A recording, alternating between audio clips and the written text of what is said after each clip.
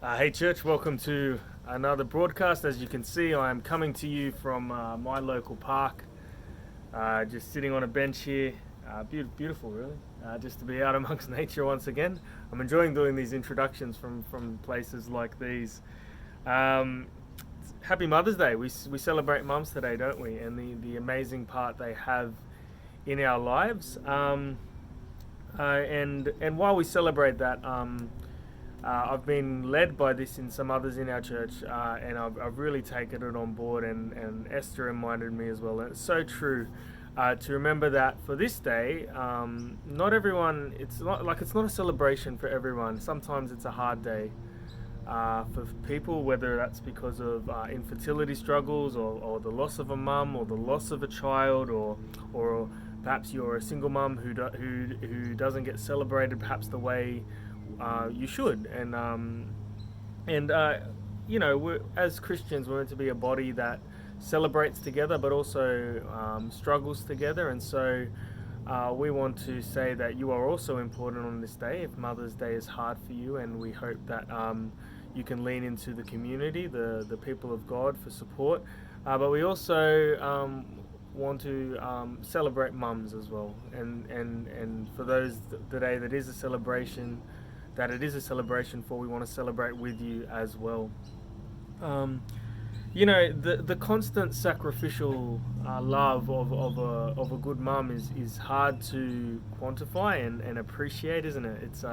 Its legacy goes on and on, beyond even generations. And um, in Isaiah, when God seeks to comfort his people, there's this really cool verse that draws on that sacrificial love of a mother that can't help but love her child. It says, "Yet Jerusalem says, the Lord has deserted us. The Lord has forgotten us. Never can a mother forget her nursing child. Can she feel no love for the child she has borne?" He uses that love of a mother to remind his people that there's no way he's forgetting them. In the same way, it's just hard to fathom a mum not loving their child. And my mum's love is a constant. It's her sacrificial love for me, which still exists, of course, as and is has been a constant in my life. And the legacy of that in my life is really hard to fathom. But as a parent, I guess I've got a bit more of a grasp of just how big that sacrifice was.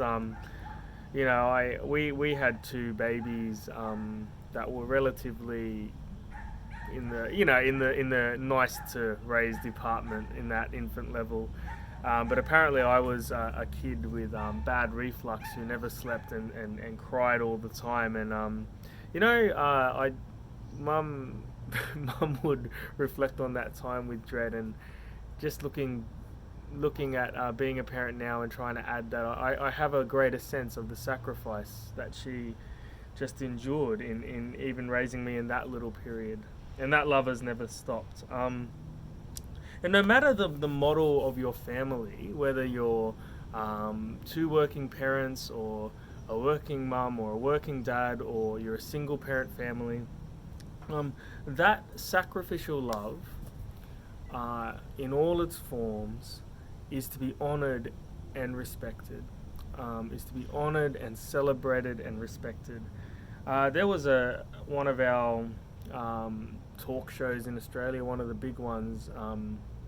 They In one of their shows, they brought up a Facebook post of a mum who was talking about her daily routine, and she would be up in the wee hours preparing lunch for her children and her husband before he went off to work. And she described this really long routine where her whole day was centered around caring for her family. And the talk show seemed to mock it and scoff at it a bit, and almost deride it as something silly. That's really bad, isn't it? That's awful. Because as far as the Christian faith is concerned, what we honor surely above all, or at least right up there, is love that lays itself aside selflessly. Here was a mum laying herself aside to such an extreme way for the love of her family, and they found that something to deride and mock. Not for us. Jesus himself said, "Greater love has no one than this, to lay one's life down for his friends." That sacrificial love is something we celebrate and we honor, and we know God honors as well. So you'll be hearing a teaching from Esther later, just after these few announcements. She's going to be bringing teaching to us today on mums. So we look forward to that, and I'll certainly pray for her in a second. Just a couple of important things in the announcement space. So our church is slowly on a journey towards a safe church health check, which is our denominations, and a lot of other Christian denominations have their own versions. It's how they are trying to get churches up to standard when it comes to how we protect vulnerable people.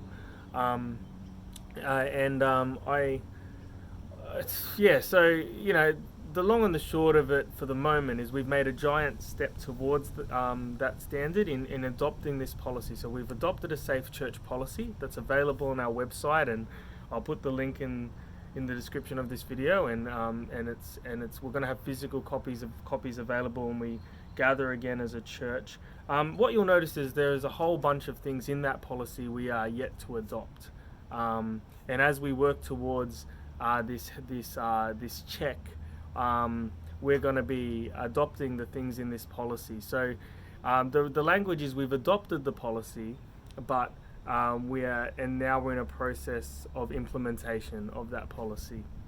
And this is all about making sure our church is a safe space for vulnerable people, kids and other types of vulnerable people.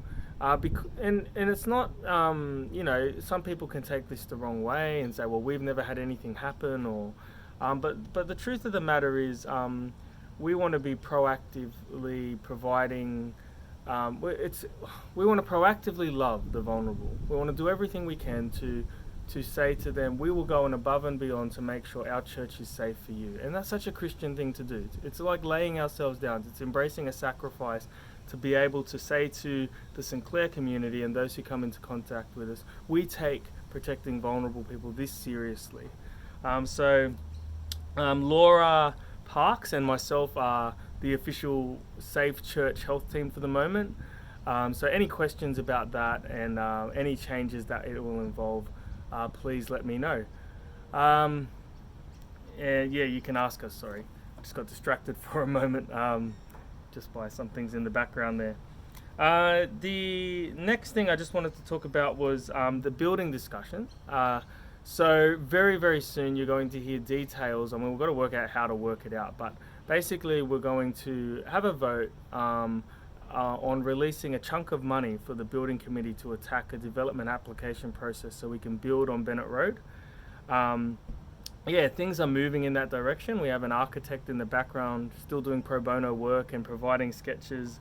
And so the process is there to attack if the money's there. We just need to release the money for that. And so there'll be a vote coming up on that.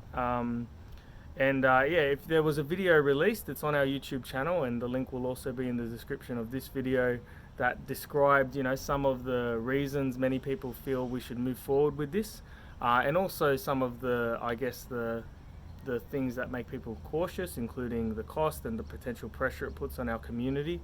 But just be aware of that and keep an eye out for that. And please watch the video if you haven't, because it does give you an idea of where we're up to in the process.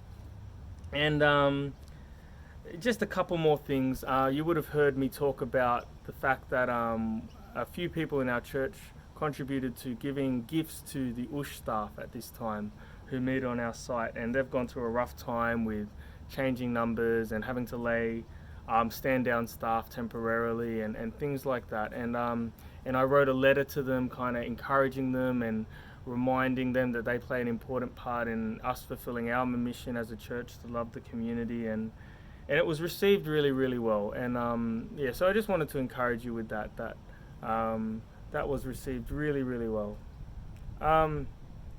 And I guess the last thing is, you guys know that guidelines are shifting around the country. In New South Wales, they're a bit slow to shift.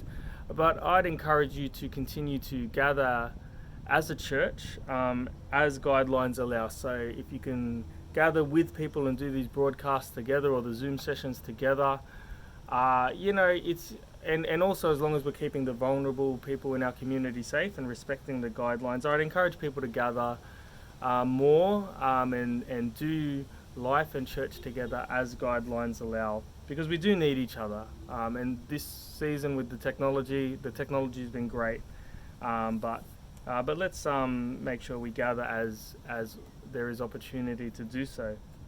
And if you would like to give to our church, the details are in the description.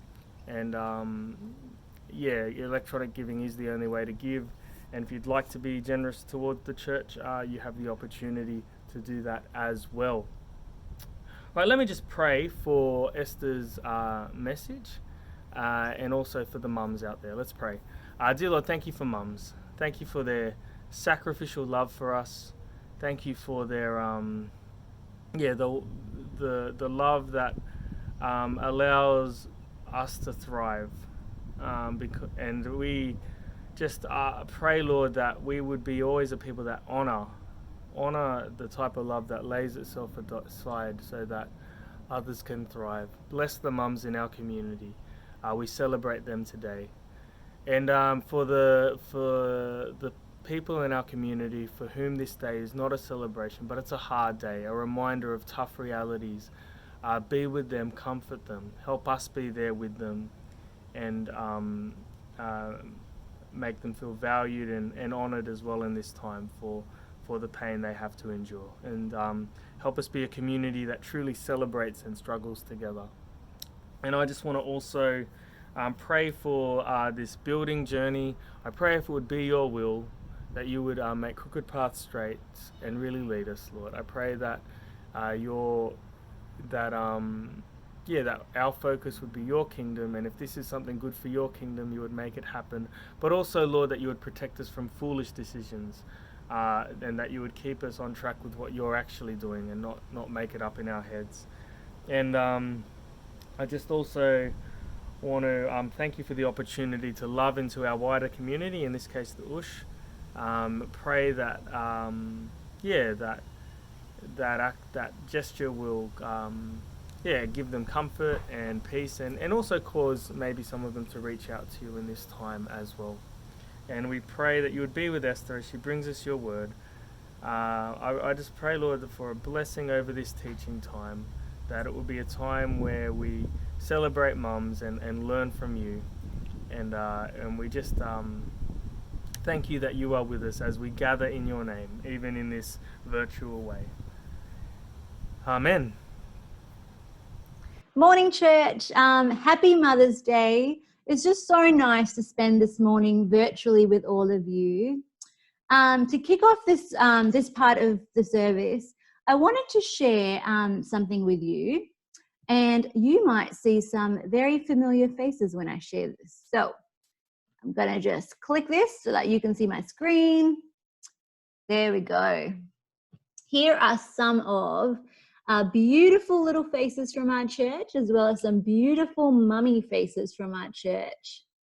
Isn't it nice just to see all these smiles and cuddles and waves and very, very cheeky expressions?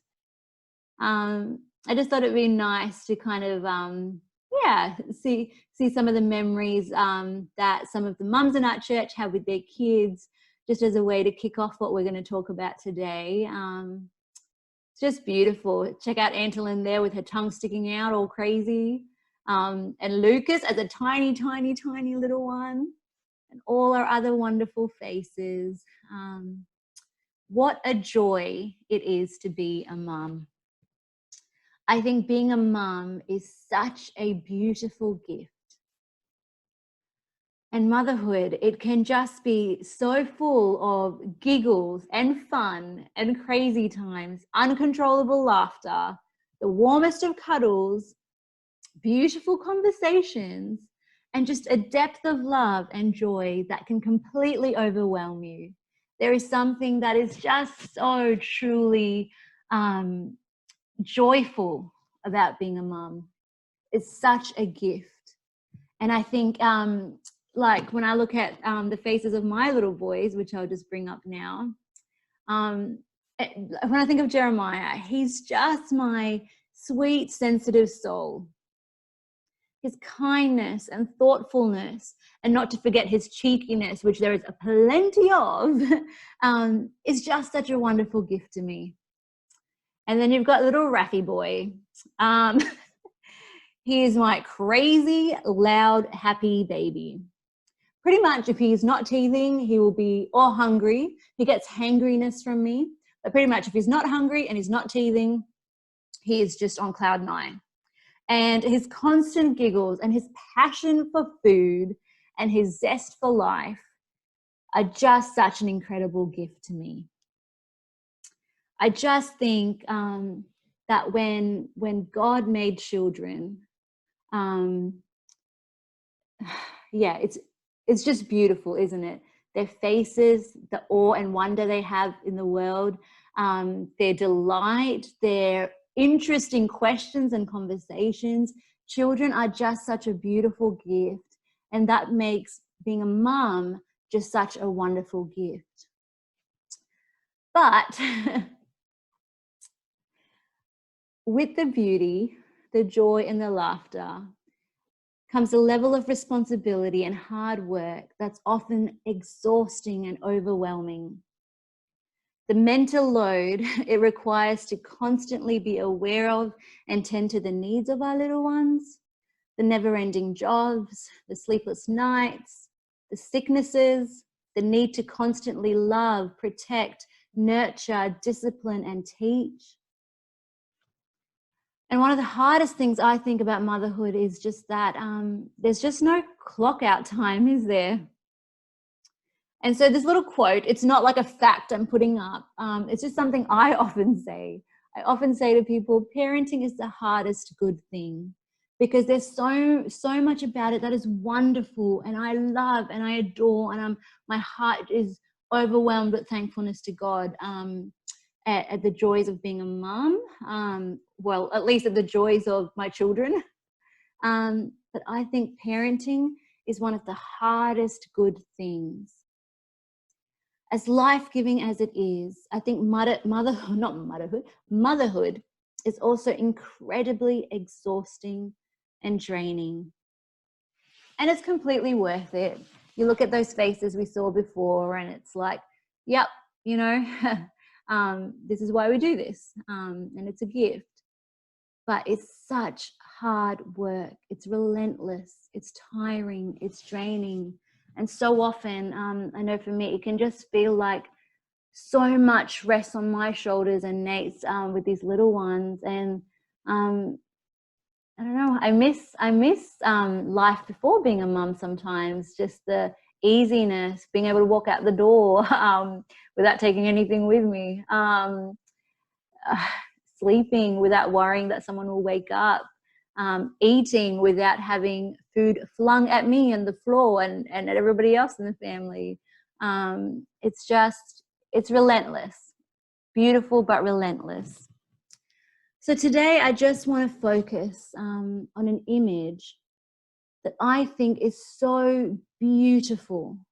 And I hope that as a mum, it brings you comfort and relief and joy in the midst of this relentless, of the relentless nature of motherhood. And I just want to add here that obviously, like, my focus today is on mums because it's Mother's Day, but the image I'm going to share about, it's something that is for every single person. It holds significance for every single person. So whether you're a mum or not, whether you're a parent or not, this image is for you as well. What is this image? It's just the image of us being children. So today my goal is simple. On the day that we celebrate mums, I want to flip things around a little bit and remind you that you and me at the core of our identity is that of being a child.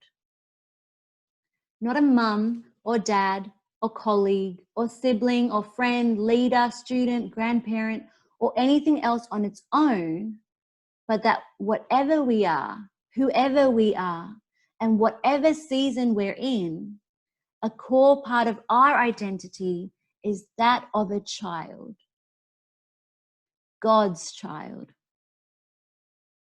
And we get to rest and thrive in that identity. So let's have a look at some passages in the Bible that describe our identity as children. So I'll just scoot over to this next little bit. So John 1:12 says this: as many as received him, to them he gave the right to become children of God. If you're sitting here as someone who has received Jesus into your life, God has given you the right to be his child. And it's not reserved for like some upper crop of person who gets everything right or anything like that. Just as you are right now, if you believe and follow God, he's given you the right to be his child. Isn't that beautiful? It's like God, the most incredible, amazing, powerful, all-knowing being in the universe. He is giving us the right to be his child. The next verse says this: see how great a love the Father has bestowed on us, that we should be called children of God. Why do we have this right to be God's children? It's so simple. It's because he loves us that much. We're not just his puppets or just his followers or just anything else. He's given us the right to be his children because he loves us. In fact, Ephesians says this, Ephesians 1:5-6. In love, he predestined us for adoption to sonship through Jesus Christ. I love this verse because I love that idea of adoption. It shows me that God wasn't forced to make me his child. He adopted me into his family. He chose me and he chooses you. And the last verse I want to read is this one. It doesn't add anything new, but I love it. I absolutely love this verse. And it says this: and I will be a father to you, and you shall be sons and daughters to me. I love it. I love this verse. I'm going to read it again because I love it that much. I will be a father to you, and you shall be sons and daughters to me. I will be a father to you. It's such a tender, protective statement that holds an extravagant amount of love towards us. I will be a father to you. I just want you to think about that verse for a minute. Yeah. I will be a father to you. It's beautiful. It's tender. It's full of love. It's full of care.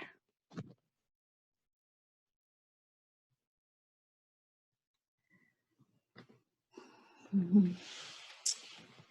God will be our Father, and we get to be his children. I so want us to reconnect with this image. Because mums, I know what it feels like to just go around doing day-to-day life feeling like the weight of the whole world rests on your shoulders sometimes. Often it's so hard to just get a second, a minute to breathe, to sit down, to put your feet up. It's hard to remember what life was like before the constant responsibility. And I think it's tricky. You know, one of the things I find hardest about being a mum is just this this idea that you just have to be a grown-up all the time. You're the adult in each situation. And I just remember when I first started teaching, I was 21 and I had this year 9 or 10 class. I forget which one of them. They both had their moments. But anyway, one day they were just being particularly horrible and just crazy. Like they were just not in the mood to work. And one of them said something. I can't even remember what they said, but it was like the last straw for me. I just felt so annoyed. I just felt so over it. I wanted to throw my hands up in the air and just be like, I'm done for the day, guys. I'm out of here. But I just remember thinking, oh, right. I am the grown-up in this room. I may not feel like it, but right now, with my teacher hat on, I am the grown-up here. And so it took a while, but I had to center myself and calmly speak into that situation and make it through the day. But the thing about that time is that at the end of the day, I got to go home. I got to switch off and just be me again or something like that. But in motherhood, as the mums on here would know, there is no going home and switching off. Home is where the kids are, which is wonderful, but also home is where the kids are. And switching off doesn't happen until their little heads are fast asleep. So I guess what I'm saying is that this image of being a child can be a hard one because as a mum, like you just have to be a grown-up all the time. And obviously, you know, this isn't talking about being a perfect mom or a perfect grown-up, perfect human being, because we can't be that. But there's just this expectation that you love and protect and teach and nurture and do all the other things that a mum needs to do to raise well-adjusted young ones who feel loved. So I want to encourage you, mums, even though it feels like you always have to be the grown-up, in God's eyes, you are a child. You get to be a child. He can love you, hold you, nurture you, give you rest, and remind you of childish joy and awe, because you can still have that. And God can also give you energy, strength, patience when your reserves run out, because let's be honest, they do. They get used up real fast and they run out. But I also want to encourage those who are not mums on here, because you too get to be a child in God's eyes. He can love you, hold you, nurture you, give you rest, and remind you also of the childish joy and childish joy and awe, mum brain, tiredness kicking in, that you can have in this life. And he can also give you energy, strength, patience, and whatever it is that you need when your reserves run out, because he is the source of all that. And I know, you know, whether you're a mum or not, life isn't always easy breezy. And the older you get, the more responsibility life brings. But there's just something wonderful about thinking about ourselves as children. And I think if we can rest in that image, if we can meditate on that image, that it will do something in us that we need, because there's a little child in all of us that sometimes gets a little bit forgotten, but it doesn't need to, because it's how God sees us. And so I just want to finish with a simple reflection. As a mum, for me, leaning on God as my father and seeing myself as his child has been so, so, so helpful. It helps me have grace for myself to not always get it right, because we can't. It helps me to not carry things as much, because I know that he will help me carry the load. The hardship, the struggles, the tiredness doesn't always go away, but we're not in it alone. As our Father, he will carry the load with us. He will walk alongside us. He will. He absolutely will. And it reminds me to just be me with my kids and be playful and enjoy life together. I think, amidst all the feeding and nappies now again and putting to bed and disciplining and all that, it can feel like a lot of work, and it is good work, but work. But there's so much joy and awe in life that God gives us. There's something so beautiful about the world he created.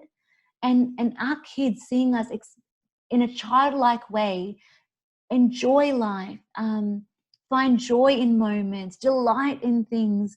You think of kids when they find like a cute little leaf or like a random, I don't know, anything, right? And they come up to you and they're like, Mom, Dad, so-and-so, check this out.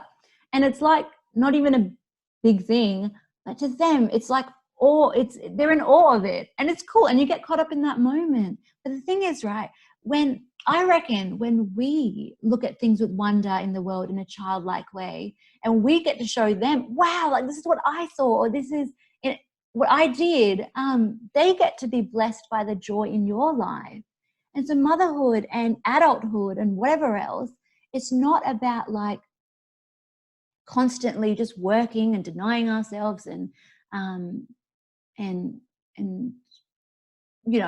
being solemn and serious, although there's places and times of that. But it's actually like there's something beautiful and joyful about finding childlike joy, and I love it, and I've been reminded of that, and it helps me so much. Another thing it reminds me of, just this concept of God being a father, me being a child. One of the things that helps me with is it reminds me that I have a safe place where I can share all my raw emotions and frustrations. And it reminds me that I can always ask for help, because my heart to love and care for my kids, that's God's heart too, even more than me. That's hard to imagine, but of course God loves them more than me. But the cool thing is, that's his heart for me and you as well. He has a heart to love and nurture and teach and support and guide and hold us. And it's like, wow, not only will God help me in my life and walk alongside me as a father, but and help me in my parenting and in my adulting, but he'll also just love me and nurture me and give me rest. And one of the best things for me is this. I think in God's presence as my father, I just get to be me. I'm not a worker, I don't know, a volunteer or a mom, anything else by itself. I'm just his child. I just get to be Esther, and you get to just be you. And for me, like, I just think that's the best Mother's Day gift I could ever ask for. Just that freedom to just be myself, all of me, flaws and all, and to just rest in it. And so, look, I don't know if I've done what I'm hoping to do here justice, but all I know is this. If you remember nothing else from today, I just want you to remember this. Not remember this, I just want you to do this if you can. Just picture yourself as God's child. Just close your eyes and just picture him holding your hand, the way a mum holds her child's hand. Picture him comforting you the way a mum comforts her child. Picture him, kneeling down, looking at you and listening to your hardships and struggles the way a mum does a child, no matter what's going on for them. Because he loves you. He loves you like a father loves a child. And in his presence, you get to be a child. And I know I should stop here, but I just want to say one more thing, which I wasn't planning to. But mums, a little challenge for you this week, right? I just want you to think of one thing that you find so fun, something that brings you the biggest smile, something that makes you laugh, and forget everything. And I know that that's sometimes hard to do So even if you only find a minute or two, whatever it is, just find something that's going to bring a smile to your face and picture God saying to you, as my child, I want to see awe and wonder in your face, and I want you to do that thing. And if you can be bothered, I'd love to know. So just shoot me a message and tell me if you did it. But if you don't, that's fine. Don't worry. I know it's hard to get around to messages as well. But yeah, I just bless you, mums, and bless you to to everybody else as well. We all need to hear that message. Yeah. Right now, what's going to happen is that as a little encouragement to the mums, I'm going to put up a little video. It's not amazing because Nate and I are not really like video tech people, but we're doing a bit of that. But anyway, I'm going to shoot something up, and then after that, Nate will close us off. No, I will. No, one of us will close us off. Okay, bye.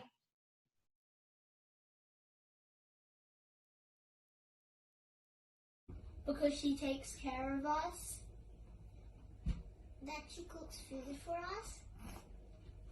I love that Mum always is pointing me to God, whether it's in a time of blessing and praising God, or whether it's in a time of trial where she will point me back to God's truths and promises through verses in the Bible. And I just really appreciate that. Thanks, Mum.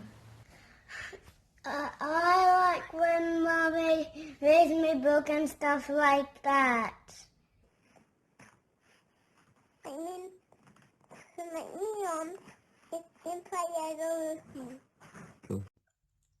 One of the things I love most about Mum is her crazy, wacky side. I love her laugh. I love when she's laughing so uncontrollably that she cackles. Yeah, I just love that. I love that Mum is very cheeky, and that it's come out more, I think, as she's aged. Happy Mother's Day, Mum. You, Bob. Hi, Mum. Kisses for Bob. Say, God bless you, Bob. Bye. Thank you. I love about my mum because she's caring. She loves me. She cares for me, and she does everything she can to help me. I love most about my mom because she always gives me hugs and kisses in the morning, in the afternoon, and at night. Is that all? Anything else? That she cooks for me all the time. Making Lego and playing with her and cooking pies with her and having a bike ride. Leanna, what do you love about Mummy?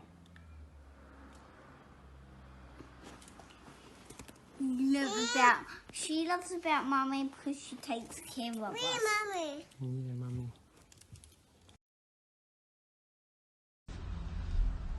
I appreciate the most about her unending love and care and attention to detail when it comes to everything Evelyn, everything me as a husband, and yeah, she's just awesome.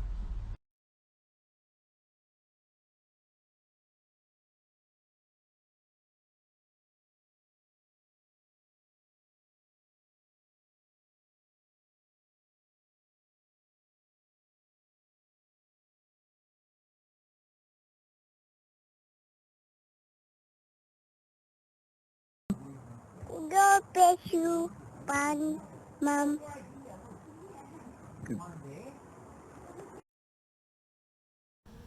Well, I will indeed be closing up. I'll be the one closing up. Oh dear. If you want to join us for our 11 a.m. Zoom session, link is in the description. Some people haven't been sure what I meant by the description, I think.